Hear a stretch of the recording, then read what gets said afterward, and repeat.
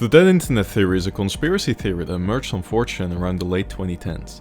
It claims that the majority of online activity today is orchestrated by bots and automated algorithms. The theory has garnered significant attention, particularly on platforms like Reddit, where conspiracy theories often thrive, how bad they might be, but also mainstream news outlets like Forbes and The Atlantic have covered the phenomenon. And as with any conspiracy theory, reactions to it are quite mixed. Supporters of the theory cite several phenomena as evidence, including the prevalence of fake social media accounts, the rapid spread of misinformation, and the increasing homogenization of online content. They argue that these trends suggest manipulation of online discourse by undisclosed entities, whether for political, commercial, or other motives. But there are also critics, who counter that while bots do play a role in shaping the online experience, genuine human interaction remains prevalent. They say that attributing all online activity to bots and algorithms oversimplifies the complexity and the randomness of the internet. Bots online in general aren't quite new. Even in the 2000s, there were bots that acted like humans, like Cleverbot Eevee.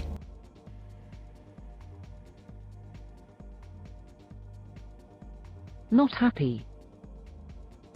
But nowadays you have thousands, if not millions of bots that interact quite similar to how humans would. But there's always something off about them.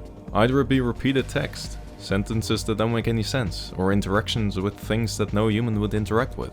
So for the time being, bots are still quite easy to detect. But with AI getting smarter and more available to the average Joe, these bots will become more of a nuisance as time goes on. Let's look at a few examples of bots you might see online. One area where bot influence is evident is email scams. These scams often involve automated scripts that send mass emails attempting to trick people into giving sensitive information or transfer money. Phishing emails, for instance, may impersonate well-known companies like PayPal or banks, luring users to fake websites designed to steal login credentials or financial data. Another notable example can be seen on social media platforms like Twitter, or X as it's called now, where crypto and NFT scam accounts have proliferated. These accounts often buy bots to amplify their reach, retweeting and liking their own posts to appear legitimate and attract more victims. And with how many likes and retweets these posts get, it's quite alarming to see how many bots there are. Despite efforts by platforms like X to combat these activities, these scam accounts persist, posing a big risk to unsuspecting users.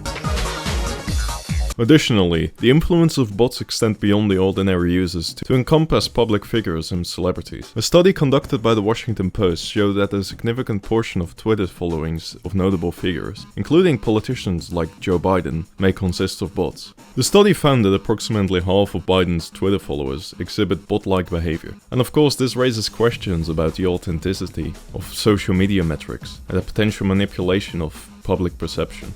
And it got me wondering, how many celebrities have an audience that is mostly consistent of bots?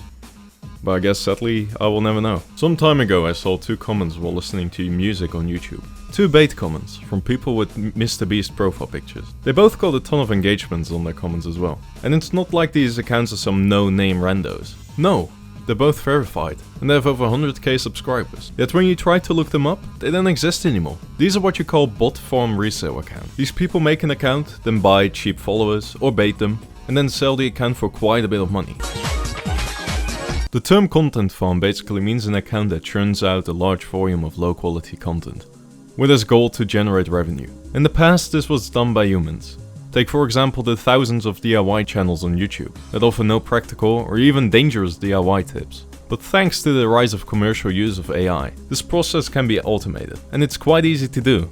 One of the most common examples is podcast clips, and there are enough videos on YouTube explaining how you can make them yourself. But it doesn't have to be podcast clips.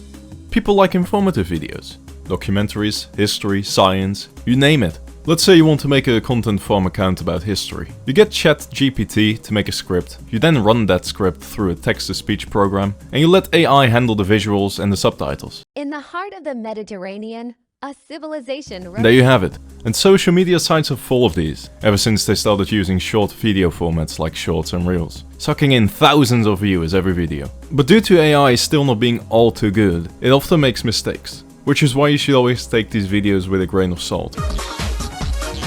And with all these examples, you might think that the internet is indeed overrun by bots, but it really depends on where you look. If you just follow your close friends on social media, or don't use explore pages, or heck if you don't even use social media at all, you will most likely never, or at the very least rarely, interact with these bots.